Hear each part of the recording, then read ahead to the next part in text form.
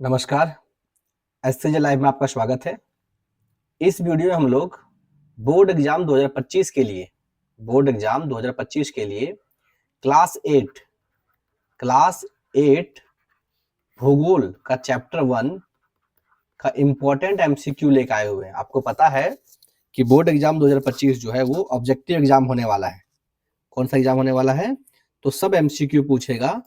तो आपका तैयारी कितना बूस्टअप हुआ है, आप कितना तैयार है इसके लिए, उसे जांचने के लिए और साथ साथ में आपके लिए बेहतरीन क्वेश्चन देने के लिए ये आपके लिए वीडियो है। तो आप देखें और अपने दोस्तों को भी भेजें जो इससे लाभ ले सकें। पहला सवाल है, चैप्टर का नाम क्या है आपको? संसाधन। पहला सवाल है, निम्नलिखित में कौन सा मानव निर्मित संसाधन है? निम्नलिखित में कौन सा मानव निर्मित संसाधन है? अब देखिए यहाँ 4 ऑप्शन है और अजीब अजीब ऑप्शन है।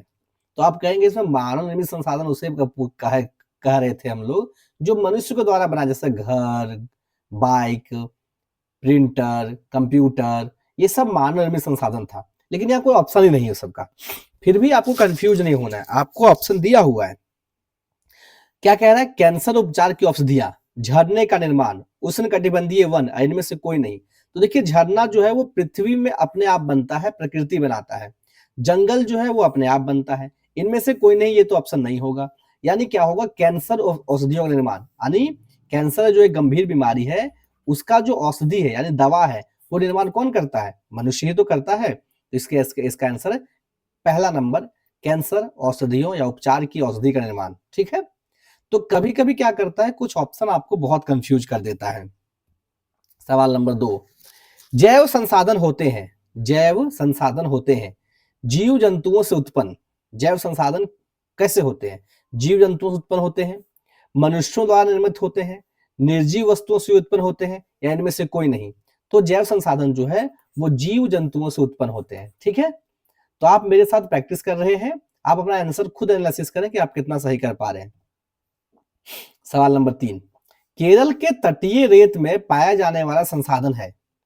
केरल के तटीय रेत में, केरल राज्य है आपको पता है एक, उसके तटीय भाग में पाए जाने वाला एक संसाधन है। उस संसाधन का क्या नाम है वो पूछ रहा है। तो केरल के किस इलाके में? तटीय भाग में। तटीय भाग किसको कहते हैं? जो इलाका समुद्र का भाग होता है, समुद्र के किनारे वाला इलाका को तटीय इलाका कहते हैं। तो वहां क्या पाया जाता है? वहां थोरियम पाया जाता है, वहां लोहा पाया जाता है, वहां यूरेनियम पाया जाता है, वहां कोयला पाया जाता है। तो वहां क्या पाया जाता है? थोरियम। क्या पाया जाता है? थोरियम। तुमको अगर मैं झारखंड पूछता तो झारखंड में यूरेनियम का भी भंडार है और कोयला का भी भंडार है। सवाल नंबर 4, सतत पोषणीय विकास की अवधारणा किस सम्मेलन में पहली बार आया? कौन सा? सतत पोषणीय विकास की अवधारणा किस सम्मेलन में पहली बार आया? तो सतत पोषणीय विकास यानी जिसके आधार पर जो है एक सतत स्टेप बाय स्टेप जो है विकास किया जाएगा, इसकी अवधारणा स्टॉकहोम के सम्मेलन द्वारा, कोटो के सम्मेलन द्वारा, रियो डी जेनेरो पूरा नाम है इसका, रियो के सम्मेलन द्वारा, या फिर टोक्यो के सम्मेलन द्वारा। तो आंसर होगा रियो के सम्मेलन द्वारा। ठीक है, कहीं कहीं रियो डी जेनेरो लिखा था, पूरा नाम है इसका। सवाल नंबर 5, निम्नांकित में अनवीकरणीय संसाधन कौन है? अनवीकरणीय संसाधन, हमने क्या पढ़ा? नवीकरणीय संसाधन। अब पूछ रहा है अनवीकरणीय संसाधन। तो नवीकरणीय संसाधन और अनवीकरणीय संसाधन इतना ध्यान रखना है कि जिसको मनुष्य नहीं बनाया है वो अनवीकरणीय संसाधन हो सकता है। एक तो ये तरीका। दूसरा, जो अपक्षय है यानी जो खत्म हो सकता है वो जो है वो अनवीकरणीय संसाधन है, और जो खत्म नहीं हो सकता है वो नवीकरणीय संसाधन है। तो सौर ऊर्जा देखिए खत्म होने की संभावना नहीं है तो नवीकरणीय संसाधन होगा। पवन ऊर्जा, इसको भी खत्म होने की संभावना नहीं है तो नवीकरणीय संसाधन होगा। भूमिगत ऊर्जा जमीन के अंदर जो ऊर्जा है, एनर्जी है, वो भी अभी खत्म होने की संभावना नहीं है तो यहाँ पेट्रोलियम होगा। क्या होगा? पेट्रोलियम। ठीक है, तो आप हमारे साथ प्रैक्टिस कर रहे हैं। आगे, नवीकरणीय संसाधन का उदाहरण निम्न में से कौन नहीं है? अब सवाल वही पूछ दिया, देखिए सवाल को घुमा दिया, बोला नवीकरणीय संसाधन का उदाहरण निम्नलिखित में से कौन नहीं है। अब इसमें से इसका मतलब यह है कि 3 जो है वो नवीकरणीय संसाधन है और एक नवीकरणीय संसाधन नहीं है। तो सौर ऊर्जा देखिए नवीकरणीय संसाधन है, पवन ऊर्जा भी नवीकरणीय संसाधन है, कोयला भी नवीकरणीय संसाधन नहीं है कि नहीं है? नहीं है, तो इसका आंसर कोयला होगा। क्या होगा? कोयला होगा। ठीक है, आगे सवाल नंबर 7, वैसे संसाधन जिसकी मात्रा ज्ञात हो, वर्तमान में उपयोग किया जा रहा हो, क्या कहलाता है? वैसे संसाधन जिसकी मात्रा ज्ञात हो और वर्तमान में उपयोग किया जा रहा हो, दोनों चीज, यानी उसकी मात्रा भी ज्ञात है और वर्तमान में उपयोग भी किया जा रहा है, उसे वास्तविक संसाधन कहते हैं। क्या कहते हैं? वास्तविक संसाधन। सवाल नंबर 8, वैसे संसाधन जिसकी प्रकृति शीघ्रता से नवीकरण कर लेता है, यानी प्रकृति जो है तुरंत नया हो जाता है, क्या कहलाता है? वैसे संसाधन जिसकी प्रकृति तुरंत नया हो जाता है, यानी खत्म होती है फिर आ जाती है, खत्म होती है फिर आ जाती है, तो इस तरह के संसाधन को हम लोग नवीकरणीय संसाधन कहते हैं। क्या कहते हैं? नवीकरणीय संसाधन कहते हैं।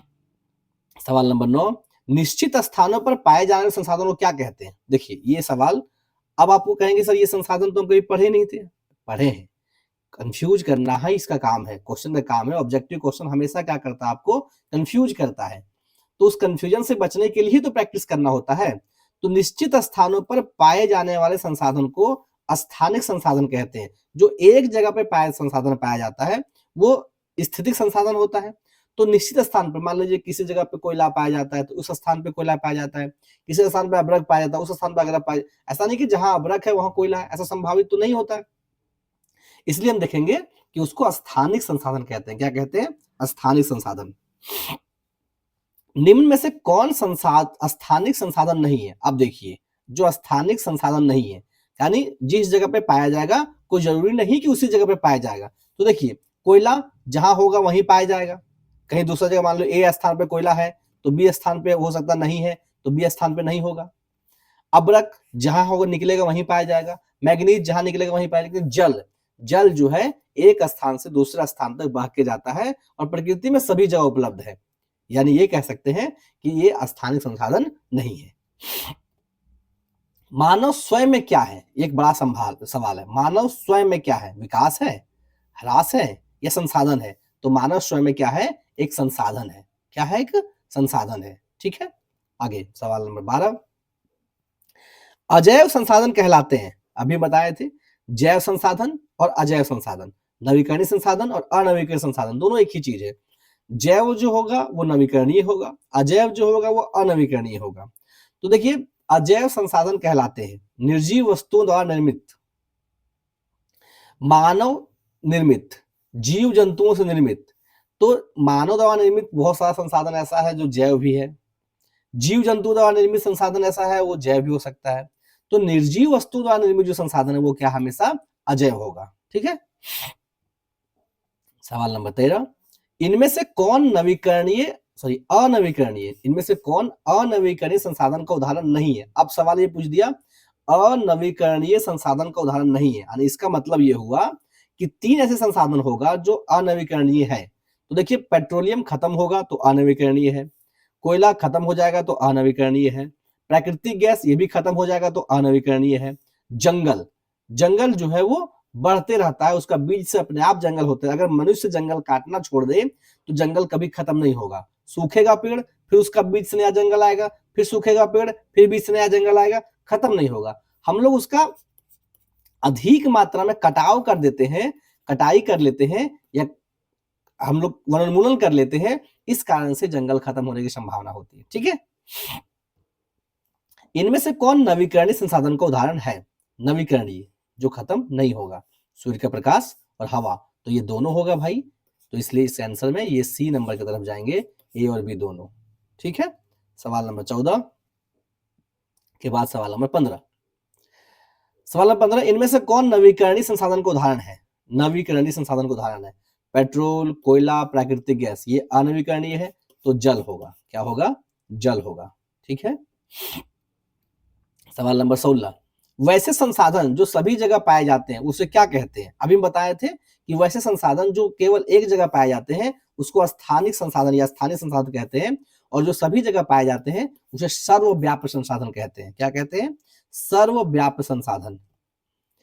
प्रौद्योगिकी संसाधन है, प्रौद्योगिकी किस प्रकार का संसाधन है? मानव निर्मित संसाधन है, मानक संसाधन है, संभाव्य संसाधन है या प्राकृतिक संसाधन है। प्रौद्योगिकी मतलब टेक्नोलॉजी, जो टेक्नोलॉजी है हम जो अभी उपयोग कर रहे हैं, हम लोग पढ़ा रहे हैं, ये सारा किस तरह से पढ़ा रहे हैं, आप पढ़ रहे हैं मोबाइल से, किस तरह संसाधन है, तो मानव, भगवान नहीं बनाया था इसे, तो मानव निर्मित संसाधन है। पश्चिम एशिया का खनिज तेल किस प्रकार का संसाधन है? पश्चिम एशिया का खनिज तेल, जो पश्चिम एशिया में खनिज तेल पाया जाता है वो संभाव्य संसाधन है। क्या है? तो संभाव्य संसाधन। सवाल नंबर 19, निम्न में से कौन सा मानव निर्मित संसाधन है? कौन? इसमें से 4 ऑप्शन दिए, उसमें से कौन मानव निर्मित संसाधन है? तो देखिए मशीन होगा इसका आंसर। क्या होगा? मशीन। अब क्यों? क्योंकि लौह अयस्क को मनुष्य नहीं बनाया है, लोहा अयस्क जमीन के अंदर खुद पाया जाता है, लोहा से सामान हम लोग बनाते हैं, जल को मनुष्य नहीं बनाया है, ये स्वतः प्रकृति द्वारा बनता है, तो एक मशीन बचता है, इसलिए इसका आंसर मशीन होगा।